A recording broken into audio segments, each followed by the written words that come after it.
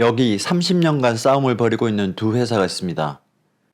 우리는 어느 한쪽이 이기는 걸 바라지 않아요. 앞으로도 계속 열심히 싸워주기만을 바랍니다.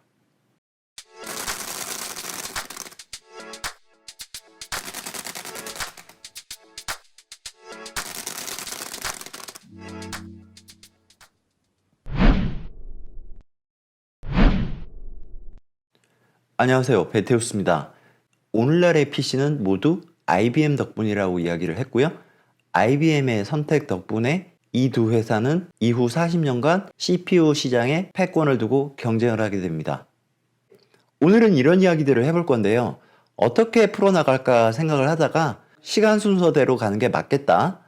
표 중심으로 그렇게 가겠습니다. 두 회사를 같이 놓고 비교를 한번 해볼 텐데 지금 93년도부터 2000년대 초반까지죠. 이 앞에는 286, 386, 486의 시기고요. 그때는 이런 브랜드 네임이 없었어요. 인텔에서 386 나오면 AMD에도 386, 사이릭스에서도 386. 어떻게 보면 이렇게 묻어가기 전략을 했죠. 쉽게 팔았단 말이야, 얘네들이. 저의 첫 컴퓨터가 386인데 나중에 보니까 사이릭스 꽤 들어가 있더라고요. 그때는 제가 조립을 하지 않았으니까. 뭐 아무튼 그러던 시기에서 말씀드린 대로 열받은 인텔이 이제 펜티엄이라는 상표 등록을 해버리죠. 이게 대성공을 거뒀다고 했어요. 요 시기 때쯤 윈도우 나왔고 두 개가 합쳐지면서 99년도 정도까지 그냥 펜티엄의 천하였습니다. 요때가 93년도지만은 사실 한 94년도부터 펜티엄이 전성기인데 펜티엄 프로 이런 것도 있었고 97년도에 펜티엄 2 얘는 좀 특이했어요. 볼까요? 이런 형태인데 지금 우리가 알고 있는 CPU의 모습과 많이 다르죠. 약간 카트리지 형태로 돼 있고 옆으로 보면 슬롯도 보이고 그래픽카드하고 똑같은 모습이었어요. 그래서 보드에 꽂으면 이렇게 꽂는 거야. 슬롯으로. 방열판 달려있고 굉장히 크죠? 이런 모습이었다. 요 컴퓨터가 98년도쯤에 아마 당대 최강의 게임 PC 사양인데 요거 보이시죠? 이 그래픽 카드입니다. 부두 3DFX사의 부두 그래픽 카드를 두 장이나 달았죠. 요 정도는 갖춰져야 당시 최고의 3D 게임인 툼레이더를 돌릴 수가 있었다. 뭐 그런 이야기겠죠.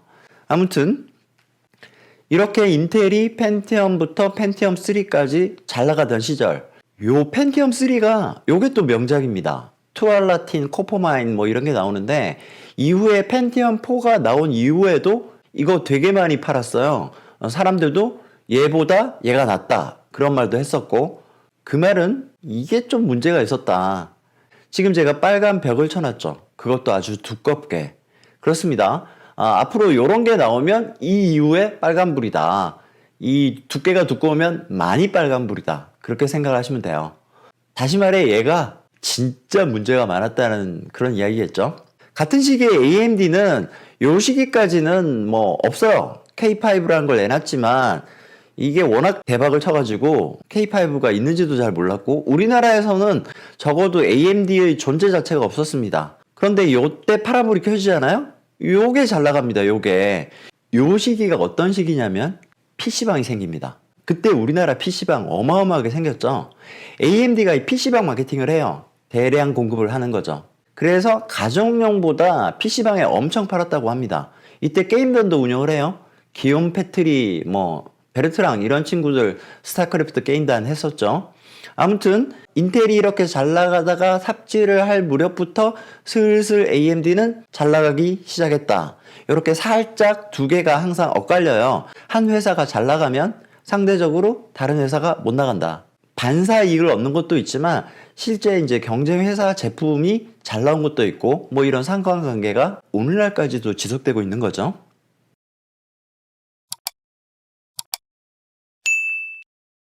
그럼 도대체 펜티엄 4가 어땠길래 이 단일 제품이 아닙니다. 초기 펜티엄 4 윌라밋부터 시더밀까지 나오는데 이 윌라밋이 180나노거든요. 근데 이 윌라밋부터 문제가 생깁니다. 얘가 RD램이라는 걸 써요. 램의 방식에는 여러 가지가 있는데 SRAM 있고 D램 있고 SD램이라는 게 있어요. 그래서 윌라밋 이전까지는 다 SD램을 썼단 말이에요. 우리가 지금 쓰고 있는 DDR도 SD램입니다. 결국은. 그런데 윌라밋은 RD램, 램버스 D램이라는 건데 이게 서버 같은 고급 제품에 쓰던 건데 성능은 SD램보다 좋았습니다. 확실히.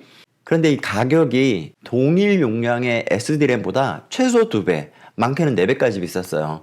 그러니까 램 값이 갑자기 하루아침에 4배가 된 겁니다. 미쳤죠. 제가 이 윌라밋으로 컴퓨터를 맞췄기 때문에 이렇게 잘 아는 거예요.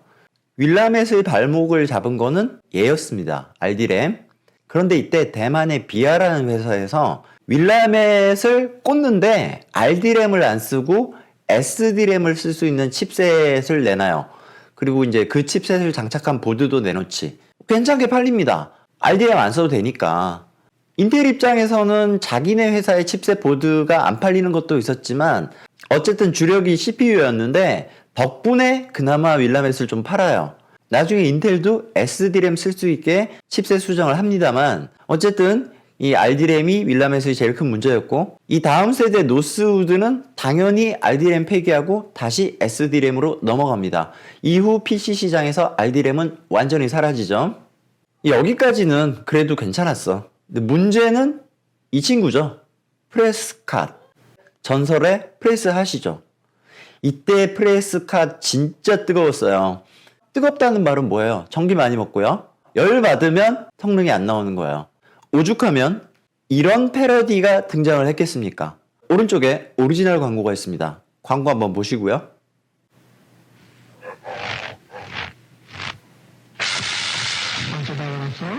근데 왜 나오? 여보, 아버님 댁에 보일러 놔드려야겠어요. 보일러 전문회사 경동 보일러. 프레스캇이 이렇게 발열 문제로 고통을 받았고 이 문제는 나중에 시더밀 가서 조금 괜찮아지긴 했는데 시더밀은 사람들의 머릿속에 없어요. 이런 게 있는지도 잘 몰라. 왜냐하면 펜티엄 4 자체가 윌라밋, 프레스캇 이 두 개로 워낙 이미지가 똥이었거든. 그래서 사람들이 펜티엄 4 못 쓰겠네. 차라리 펜티엄 3를 쓰는 게 낫겠다. 이런 지형이었죠. 이런 펜티엄 4의 문제는 2006년도에 코어2 듀오가 나올 때까지 계속해서 인텔의 발목을 잡았죠. 그럼 이때 AMD는 뭘 했느냐? 아까도 말씀드렸지만 한쪽 회사가 망하면 반대쪽 회사가 흥한다 그랬어요. 이때가 AMD의 1차 전성기입니다. 이 이야기는 다음 시간에 이어서 계속하도록 하겠습니다. 반밖에 못했는데 시간이 벌써 이렇게 됐네요. 자, 오늘은 여기까지 할게요. 1부 끊고요. 다음 시간에 이 이후부터 오늘날까지 이야기를 마무리 짓도록 하겠습니다. 오늘 영상 괜찮으셨다면 좋아요와 구독 부탁드립니다. 감사합니다. 지금까지 베테우스였습니다.